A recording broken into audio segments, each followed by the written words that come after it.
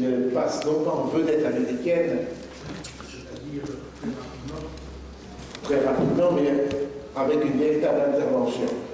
Deux mots pour présenter quelqu'un que vous connaissez sûrement mieux que moi, compte tenu qu'il est professeur ici à l'université Mohamed V sous ici. Il est spécialiste de finances publiques, si j'en crois ce qui est dit ici. Il est à la faculté des sciences juridiques, économiques et sociales de cette université. Le titre est un peu différent de l'ouvrage qu'il m'a offert ce matin. J'espère que c'est la même teneur, ça a l'air tellement sérieux ce travail. Il s'agit de quelle université pour le XXIe siècle dans la région MENA, élément de débat sur les humanités et l'e-gouvernance. On vous écoute. Merci, Monsieur le Président. Chers collègues, j'ai le grand plaisir et l'honneur de participer à cette rencontre internationale organisée par mes collègues de l'université dont je suis membre. Et je remercie Madame Amina qui m'a invité à présenter cette communication.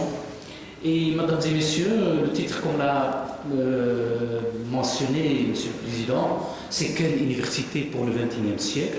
On va essayer de rêver ce soir et je vais vous donner quelques éléments, comme l'a souligné Monsieur le Président. Il s'agit d'un livre que j'ai écrit sur le domaine et en même temps qu'il s'agit d'une expérience dans la recherche et l'enseignement supérieur au Maroc. Voilà, nous sommes dans une université. Je voudrais d'abord définir rapidement les objectifs de cette communication. D'abord, pourquoi on s'intéresse aux humanités? Pourquoi, ici et maintenant, on a besoin du renforcement des humanités dans nos universités? Des collègues qui sont passés ce matin, ils ont présenté des exploits très importants, mais cette question des humanités, c'est-à-dire la place des humanités dans le système de renseignement demeure, à ma connaissance, très importante. Surtout qu'il est question de développer les capacités stratégiques et institutionnelles des acteurs, y compris les professeurs, les étudiants, l'administration. Mais pourquoi la formation aux humanités? Parce que, je vais vous expliquer pourquoi. Parce que d'abord, c'est pour des impératifs de crise, les impératifs de la mondialisation. On a besoin de communiquer à l'échelon international, à l'échelon national. Il y a une nécessité d'avoir une approche critique dans l'université. Il y a une nécessité d'apprendre des économies des savoirs, parce que l'université également, c'est un moyen de diffuser les valeurs de la démocratie, de la tolérance et du respect de l'autre. Certes, la problématique, il est là, il y a une crise profonde de notre système d'éducation et de la formation. Il y a ce qu'on appelle maintenant la problématique de la croissance économique et les humanités. Il faut développer chez nos étudiants des valeurs démocratiques, parce que à partir d'une expérience, nos étudiants, ils maîtrisent parfois des techniques de communication, mais comme l'a dit ce matin mon ami, ce matin, c'est pas une fin, c'est un moyen, parce que les techniques de communication, l'éthique, c'est un moyen et non une fin en soi. Et j'ai constaté, à travers une expérience, que nos ingénieurs, nos étudiants, n'ont pas une connaissance de la culture générale. C'est grave. C'est-à-dire que nous sommes dans une période de crise, il y a le terrorisme, il y a des problèmes de débat religieux à l'échelon international. Et ce qui est grave, c'est que parfois, il y a des ingénieurs qui sont dirigés et encadrés par des cordonniers. Parce que le cordonnier dirige l'ingénieur, dirige le jeune, parce qu'il y a un vide très important, profond, dans la formation, dans les cursus de notre formation. C'est un grand problème à l'échelon international, et non pas seulement à l'échelon national. C'est un grand problème qui est posé. Mais certes, il y a ce problème de la nécessité d'inculquer à nos jeunes des valeurs culturelles, comme j'ai dit, des valeurs de tolérance, de débat démocratique, de la gouvernance planétaire, de l'analyse géostratégique, des lettres, de l'art, de la philosophie, de l'histoire. Nos jeunes ne s'intéressent pas à ça.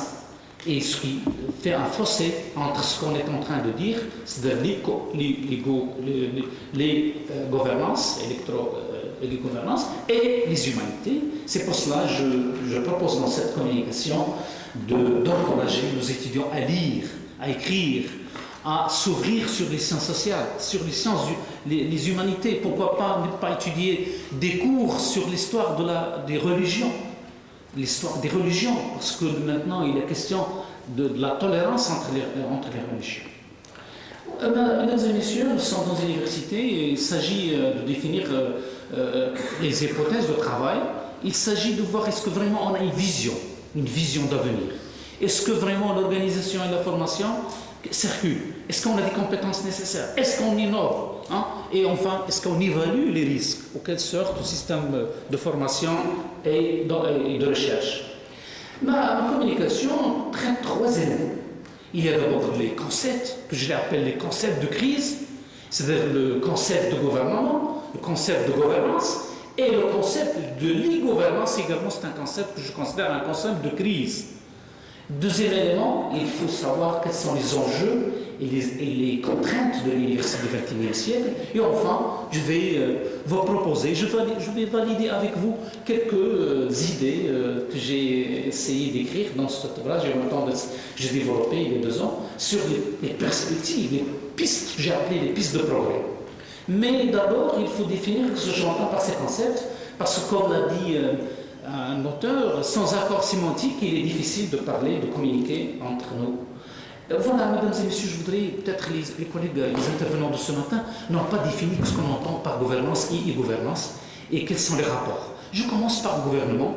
Le gouvernement, c'est pas le sens politique, parce que le concept de gouvernance, c'est pas un concept francophone, c'est un concept anglophone.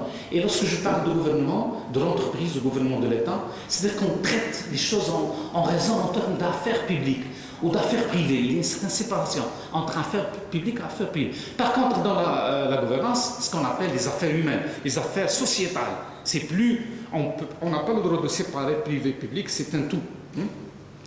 Et l'e-gouvernance, c'est l'utilisation des techniques d'information et de communication. L'esprit dans le gouvernement, il est vertical, autoritaire, bureaucratique. Il y a les pouvoirs, ce qu'on appelle les pouvoirs des grands, la tutelle, etc. Par contre, dans la gouvernance, il y a la démocratisation, tout ce qui est horizontal, et en même temps, il y a l'esprit de citoyen. Et c'est la même chose pour les gouvernances, il y a ce qu'on appelle la transparence et le citoyen. Le troisième élément, dans le gouvernement et le gouvernement de l'entreprise, il y a l'esprit de l'ordre, de l'autorité. Par contre, dans l'esprit de la gouvernance, il y a la négociation, la concertation, l'humanisation des débats, des relations. Ça, c'est important.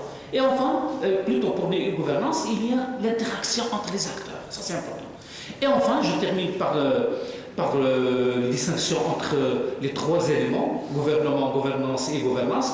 Il y a le maintien de l'ordre, la sécurité, c'est-à-dire dans l'esprit du gouvernement. Par contre, dans la gouvernance, il y a l'esprit de la conscience humanitaire, la performance, la gouvernance, la transparence, la démocratie. Et c'est la même chose, donc il y a certains points de convergence entre e-gouvernance et gouvernance, c'est que tous les 2 concepts, ils convergent vers la performance, la bonne gouvernance, la démocratie connective, où il y a le savoir.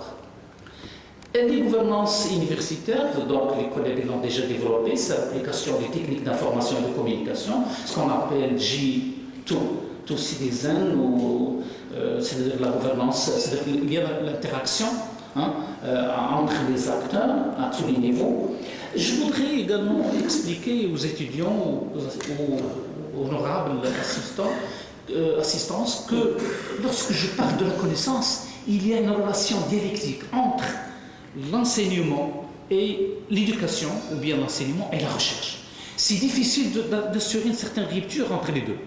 C'est-à-dire que l'enseignement et la recherche, il y a une relation dialectique entre les deux. C'est pour cela que je considère C comme connaissance output et E, éducation, comme des inputs, et R, c'est-à-dire la recherche, c'est-à-dire un moyen, des inputs aussi. Donc il est difficile, bien sûr, de séparer la recherche et l'enseignement. Voilà, mesdames et messieurs, j'ai essayé de vous aider un petit peu à saisir ce qu'il y a le rapport entre, dans un système intégré de gouvernance. Il y a 3 ou 4 cercles.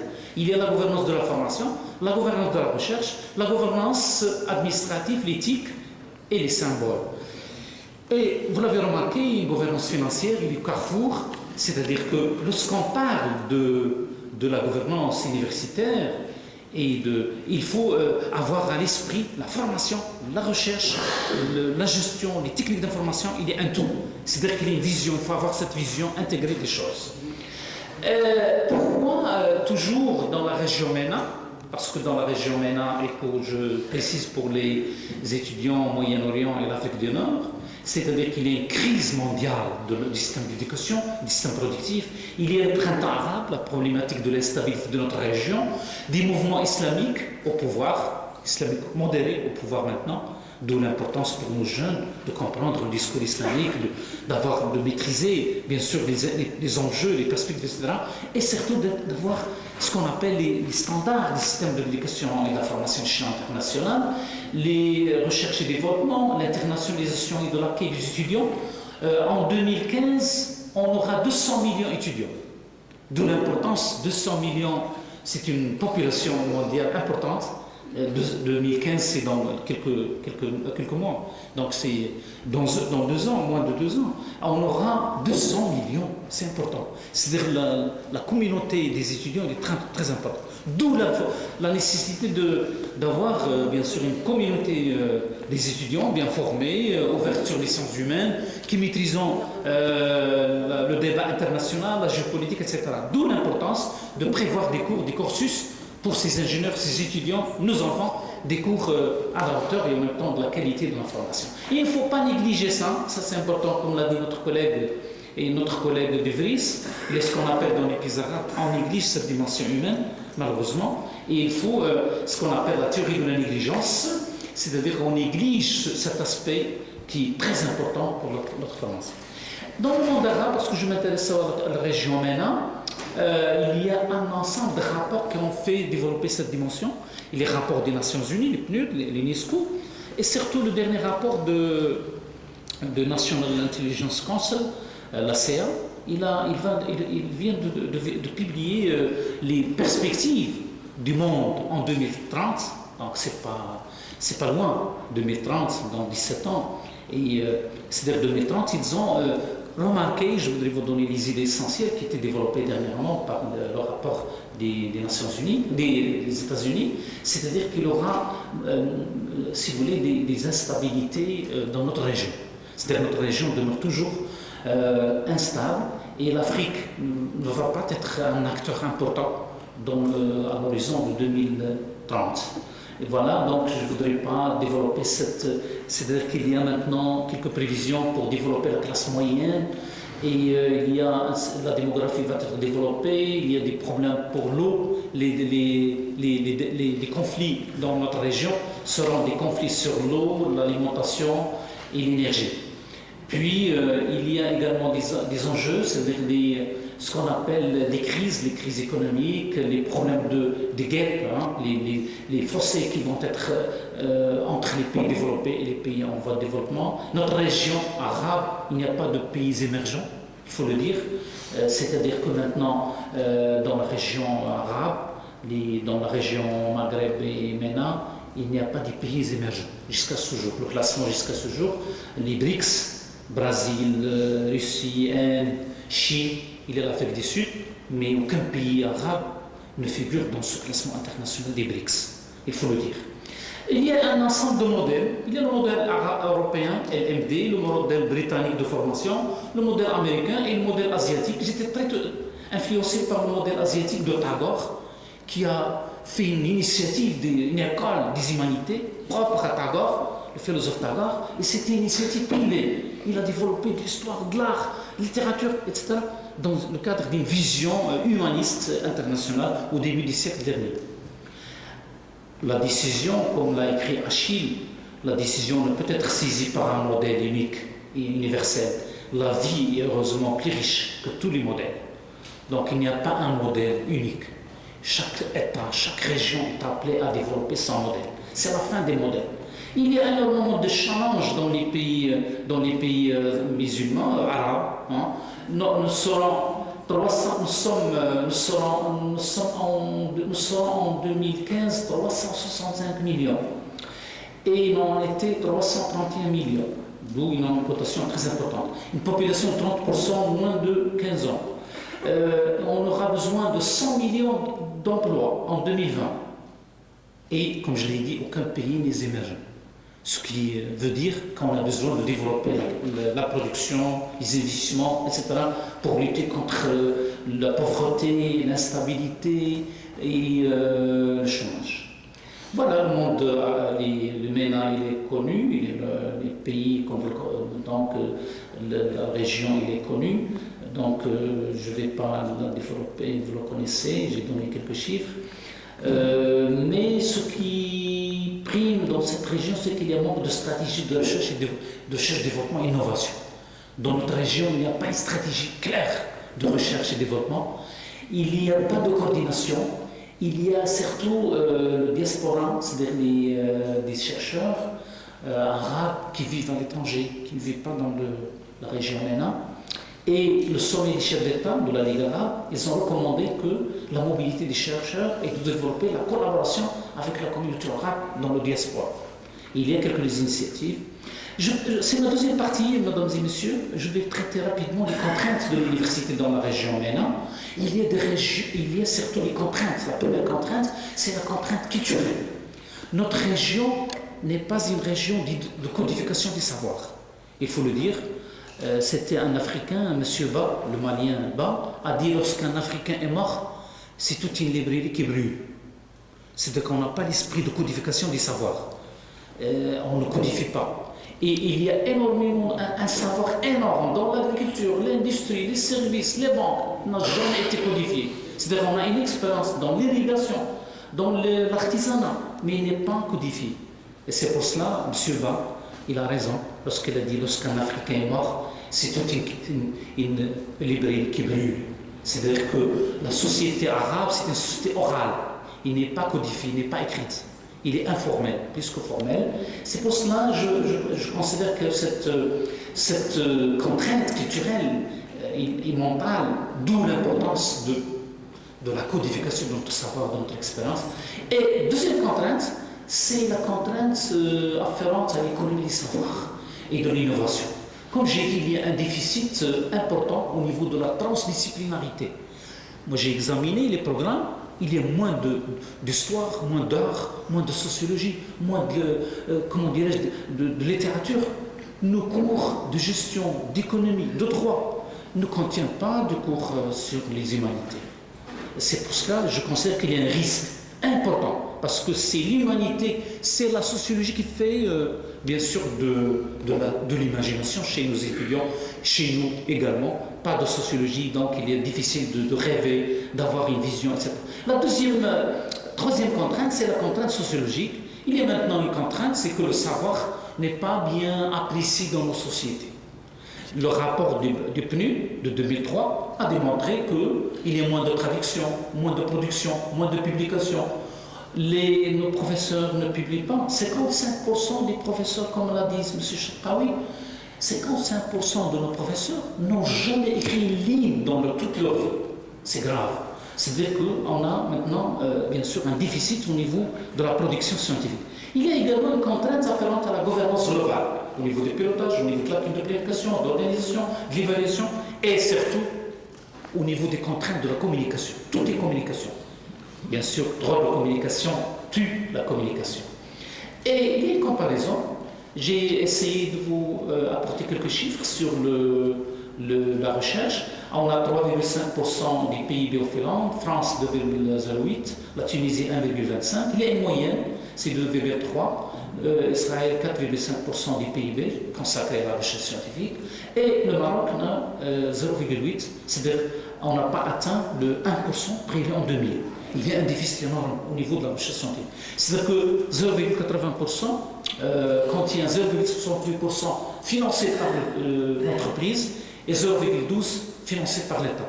C'est-à-dire qu'il y a même l'entreprise, il est appelé bien sûr à contribuer également à la recherche scientifique. Ce n'est pas seulement à l'État, mais il faut que l'entreprise, tout le monde doit contribuer à la recherche scientifique. Voilà, si vous voulez, parce que l'étudiant compte dans cette vision, puisque tous les acteurs. Parce que, voilà, vous voyez, en Asie, il y aura 106 millions, oui, étudiants. En Amérique, 12 millions, 37 millions. En Europe, 37 millions. Mais dans notre région, nous serons seulement 13 millions. C'est très peu. C'est-à-dire qu'il faut avoir beaucoup d'étudiants. Et on n'a pas beaucoup d'étudiants au Maroc. Seulement, on a 12% de la population entre 19 et 23 qui arrivent à l'université, qui ont entre 19 et 23. C'est-à-dire qu'il faut développer, bien sûr, le nombre, mais la qualité aussi, d'où l'importance, bien sûr, d'avoir une vision. Les études dans notre région sont stressantes et tristes. Tristes, il faut le dire. C'est-à-dire qu'il n'y a pas toujours beaucoup de communication. Et il n'y a pas toujours de relation entre étudiants et professeurs, entre étudiants. Et il y a quelques limites, il y a un problème de communication. Voilà, les indicateurs, je l'ai déjà dit, entre 19 et 23 ans, la mobilité internationale de l'étudiant et des professeurs, je pense qu'elle est importante, l'anglophonie, l'anglais, le savoir maintenant, il est en anglais. Certes, on a hérité un régime francophone, on le respecte beaucoup, mais sur le plan international, il devient très en retard. Il faut le dire. La science, il est anglais. La science, elle est anglaise. Il n'est pas francophone. Certes, on a notre collègue francophone qui sont là et on est fiers d'être francophone, mais il faut développer les langues, l'anglais, les autres langues. Et en même temps, pourquoi? Parce que ce sont des langues. Et j'ai vu, les collègues, ils ont présenté tous nos papiers sont en anglais, français, donc d'où l'importance, bien sûr, de la langue anglaise. Et on a moins d'anglophones dans notre région. Et d'où l'importance de développer la langue. Et puis, il y a la gestion des grands nombres. C'est-à-dire que les indicateurs sont très limités, mais il y a un problème de gestion. De même, l'université, il faut qu'elle soit une université citoyenne, s'ouvre sur la société, sur les citoyens. Il faut qu'elle soit ouverte toute l'année. La formation, on a besoin de la formation. L'assistanat, il y a la publication, l'évaluation. Voilà, si vous voulez, quelques chiffres.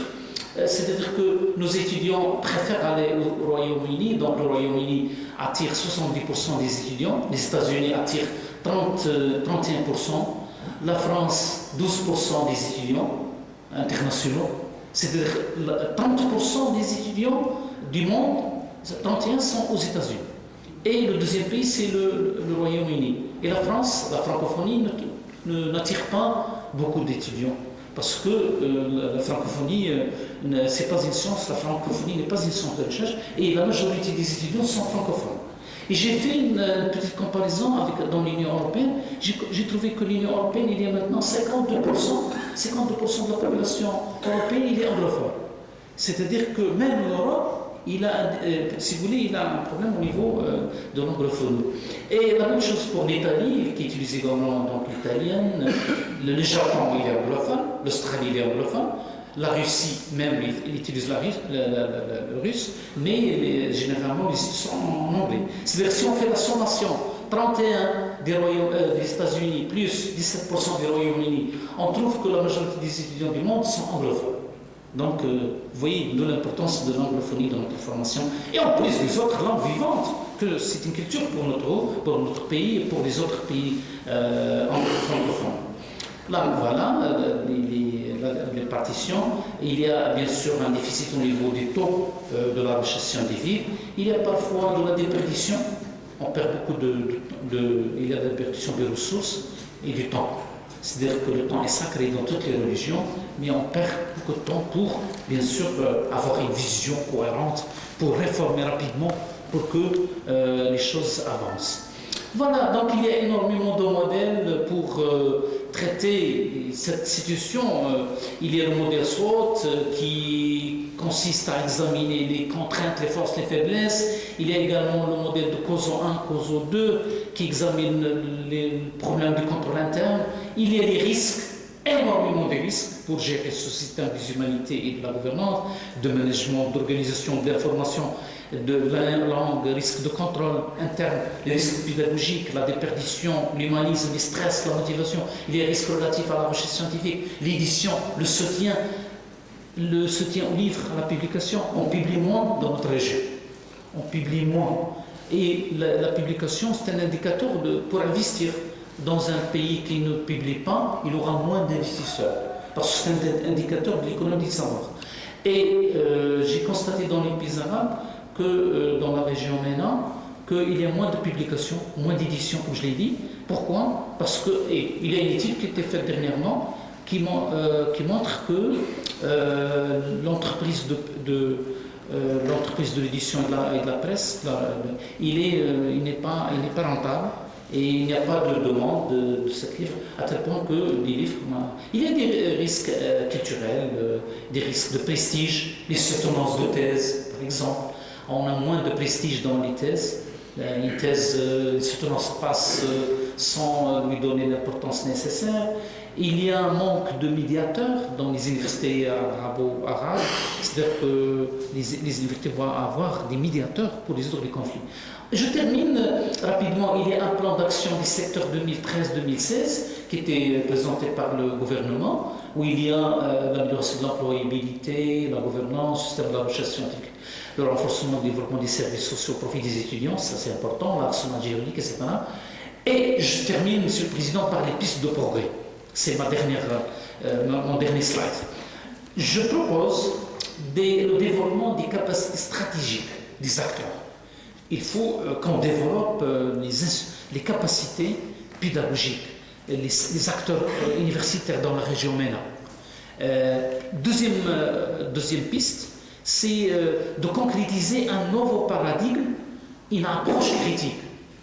Le marxisme n'est plus enseigné, la sociologie n'est pas enseignée, et nos étudiants ne connaissent pas beaucoup de personnalités arabes, musulmanes, ils ne connaissent pas Einstein, ils ne connaissent pas beaucoup Nietzsche, ils ne connaissent pas Karl Marx, Ben Khaldoun, Farabi, Ben Sina. Ils ne connaissent pas ces gens-là parce qu'on n'a jamais étudié, on n'a jamais montré aux étudiants qu'il faut connaître et découvrir ces grandes personnalités internationales, soit arabo-musulmans, soit dans les pays asiatiques. Confucius, par exemple, le chinois, qui parle de ce qu'on appelle la moralisation de l'économie. Les Chinois, ils ont avancé grâce à Confucius qui a donné des valeurs du travail, des valeurs de la production, du sérieux. C'est important. Lorsqu'on enseigne à un étudiant, par exemple, voilà les valeurs qu'il faut respecter, il va être un jeune entrepreneur honnête, il ne va pas corrompre, il ne va pas faire des fuites de capitaux, il ne va pas détourner parce qu'il a des valeurs, ça c'est important. Créer une entreprise demande des valeurs. Deuxième élément que je considère également important, c'est la troisième piste, c'est de revaloriser la profession universitaire et la recherche. C'est-à-dire nous sommes des enseignants, des chercheurs et des praticiens, et la majorité des collègues qui sont là sont des universitaires, d'où l'importance d'avoir des valeurs universitaires, des symboles, des salaires, une mobilité sur la base des mérites, sur la base de la production, de la recherche, du pédagogique, de l'innovation, etc. Et quatrième piste, la réaction rapide de l'université au changement. Et c'est pour cela, peut-être, que je remercie les organisateurs, parce qu'ils introduisent des éléments très importants, tels que les gouvernances, c'est important pour qu'on s'adapte à l'environnement. Et enfin, il faut adapter des programmes à la demande sociétale, l'employabilité, tout le monde l'a dit, les humanités, la formation continue à distance et toute la vie. Les universités dans la région n'est pas ouverte à la population, n'est pas ouverte. C'est-à-dire qu'il est fermé pendant l'été et on n'ouvre pas les portes pour la population pour qu'il puisse avoir un diplôme pendant l'été, comme ça les gens retraités peuvent poursuivre. Pourquoi? Parce qu'on a un nombre important d'étudiants, donc on n'a pas pu ouvrir l'université à un autre, des cadres, ou plutôt à des gens qui travaillent dans l'administration, etc. Cinquième ou sixième piste, c'est le développement des ressources propres de l'université, parce que les universités dans tous les pays du monde, ils sont appelés à développer pour être autonomes, pour avoir des ressources propres. Et le sixième, la codification du savoir, c'est-à-dire qu'il faut réformer les études doctorales.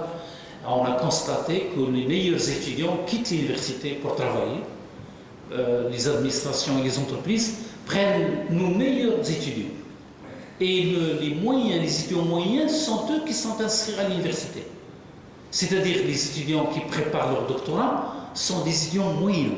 Par contre, les brillants, ils sont recrutés dans les banques, dans les grandes entreprises. Je parle sur la base d'une expérience. J'ai formé 4 promotions dans la gouvernance de notre université Et j'ai constaté que tous les étudiants qui ont été formés en gouvernance, ils travaillent à la Cour des comptes, à l'IGF, et seuls les étudiants moyens qu'on a, parce que le professeur connaît très bien ses étudiants, il peut tout de suite vous dire celui-là mérite, celui-là non, ça peut aller 10%, c'est-à-dire qu'il peut vous donner des indicateurs. C'est-à-dire avec le respect de tous les étudiants, les doctorants, l'expérience m'a montré que pourquoi? Parce qu'on n'a pas d'assistanat.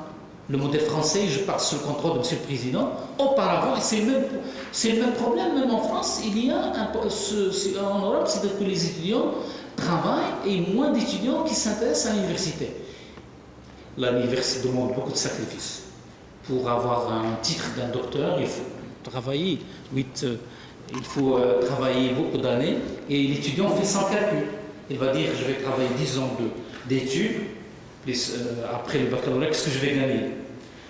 Je voudrais vous donner un exemple. Nos étudiants gagnent plus que les professeurs. Les étudiants qui sont maintenant recrutés, mes étudiants gagnent parfois mieux qu'un professeur universitaire. D'où l'importance de revoir, bien sûr, les systèmes de rémunération, de motivation, etc. Le dernier élément, c'est-à-dire qu'il faut développer chez nos étudiants. Moi, je propose même de prévoir dans les doctorats, dans les centres de doctorat, une matière qu'on appelle l'écriture et la lecture. Vous allez me dire, pourquoi l'écriture? Pourquoi l'écriture et la lecture? Parce que nos étudiants ne bouquinent pas, ne lisent pas, c'est grave. Et même l'Internet, parce que vous allez me dire, mais l'Internet, il s'intéresse à l'Internet. Mais l'Internet demande aussi de lire. Parce que dans l'Internet, il y a des rapports, des livres, des ouvrages, etc. C'est-à-dire, si on ne lit pas le bouquin, le livre, on ne va pas naviguer, on ne va pas bien naviguer dans l'Internet.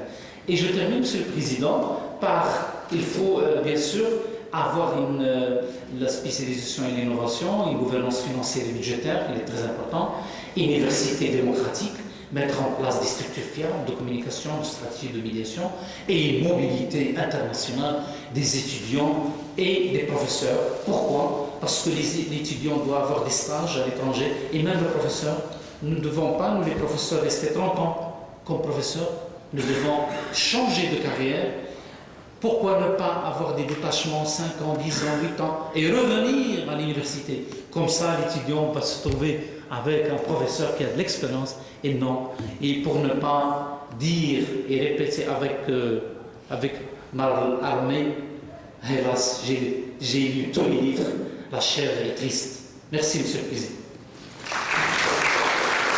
Et je voudrais, Monsieur le Président, je suis optimiste et le pessimiste, c'est un citoyen éclairé. Je voudrais vous dédier ce bouquet de fleurs, symbole d'amour. En vous remerciant beaucoup, chers collègues, le professeur Mohamed Arakat. On a compris votre générosité, mais si je vous ai fait des signes, c'est parce qu'il faut qu'on partage le temps. C'est aussi cela la démocratie. Et donc, il n'y a pas de place pour les questions, les remarques. On les garde pour tout à l'heure, mais on ne vous oublie pas. On va écouter maintenant notre collègue qui vient de Tunis. Il s'agit de Madame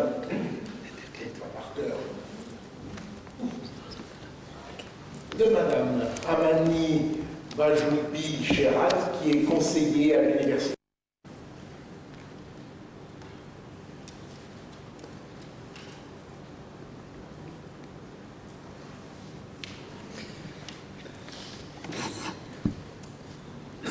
Bonjour tout le monde. Donc, de prime abord, je tiens à saluer toutes les personnes ici présentes. Je tiens particulièrement à remercier Madame Emina Awisher, la directrice de l'Institut universitaire de la recherche scientifique, Monsieur le Président, Monsieur Bernard Michon, Monsieur le rapporteur, Monsieur Abdelkader Bahini. Donc, en fait, ma présentation porte sur...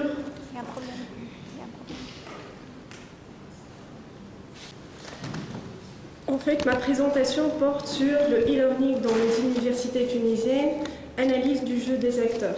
Donc, notre travail se propose comme un travail réflexif sur l'avenir du e-learning en s'attardant sur les relations inter-acteurs.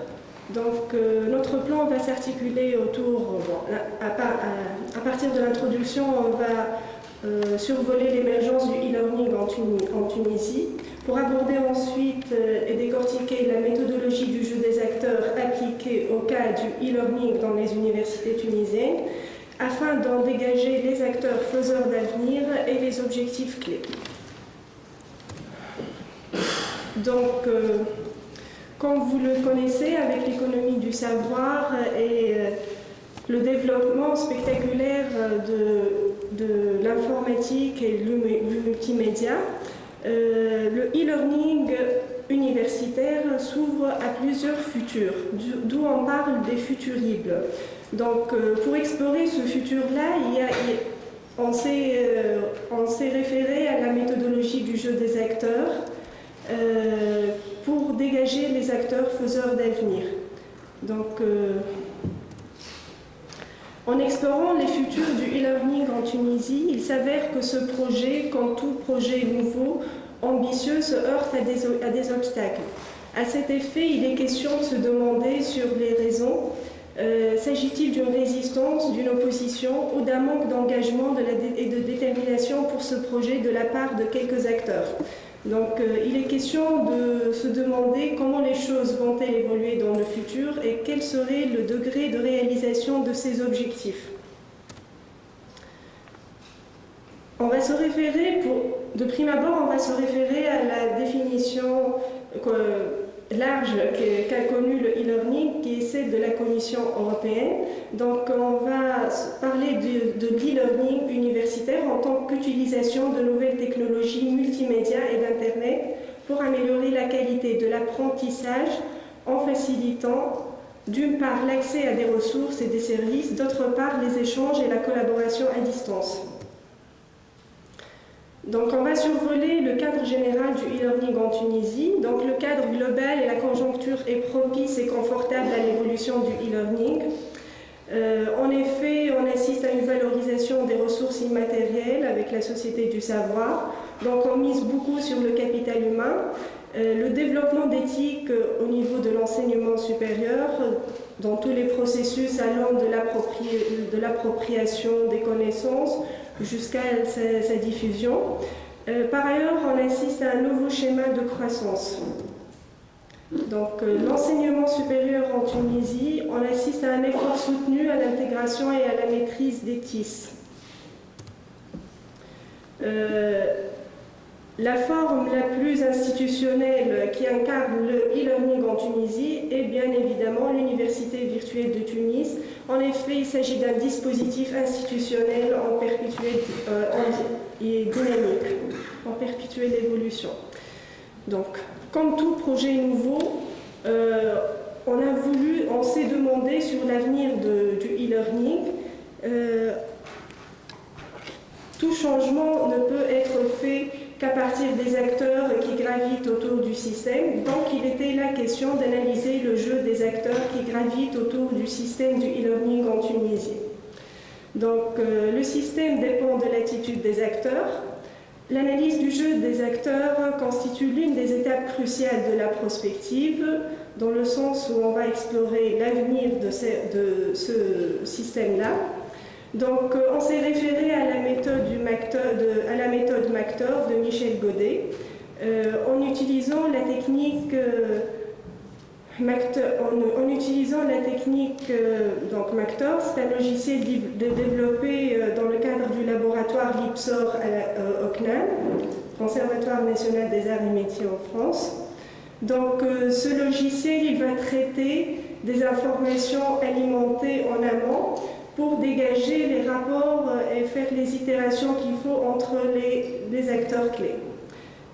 À partir de là, on va dégager les rapports de force et les analyser par rapport aux objectifs.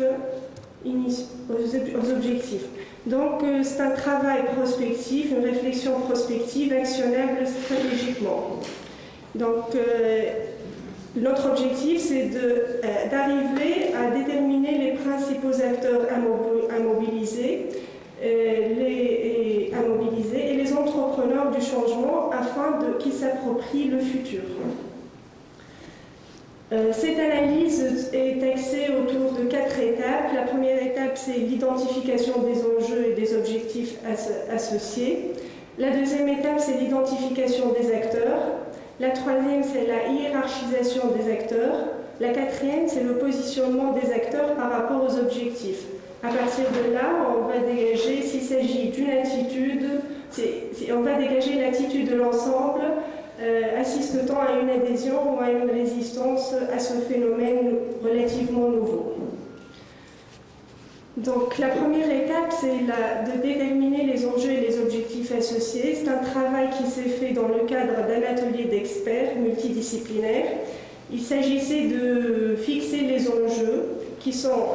le travail de notre groupe a fixé 5 enjeux majeurs qui sont d'ordre économique, scientifique et pédagogique, enjeux technologiques, enjeux institutionnels et socioculturels et des enjeux éthiques. À partir de chaque enjeu, on a dégagé les objectifs qui lui sont associés. Donc, on a alimenté le logiciel Mactor par ses données de base.